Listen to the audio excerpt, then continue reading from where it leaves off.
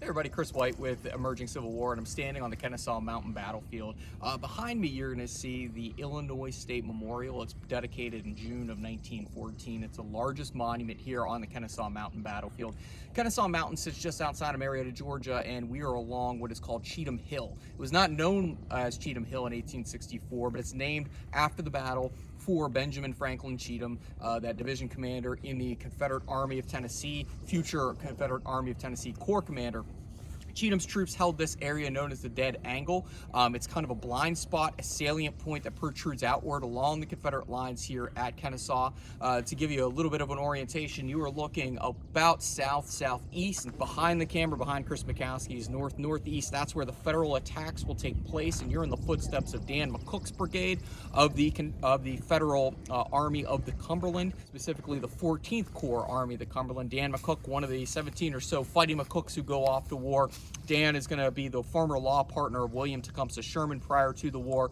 Then he is going to go off to war and eventually command the 52nd Ohio, and then he will command a brigade. Here his men will come right up over top of this area where the Illinois Monument stands today.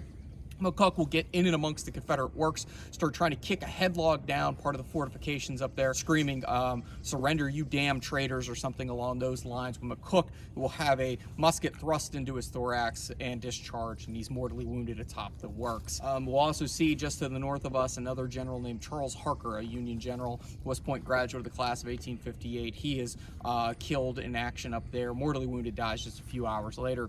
Harker was a West Point graduate of 58, also offered the chief of staff position for Oliver Otis Howard, who commanded the 4th Corps here. He said, "I'd rather be in the field than being your chief of staff."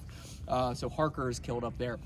Into this area to support Benjamin Franklin Cheatham will come that famous Stonewall Jackson to the west, and that is Patrick Cleburne and his division. They'll be shifted from the north and brought down from the Dallas Pike, not Texas, but Dallas, Georgia, brought down here into this area and help to reinforce the Dead Angle. Eventually, Joe Johnston's lines will hold here on June 27th, 1864, but William T. Sherman, again, will start moving around Johnston's flank, pressing on towards Atlanta.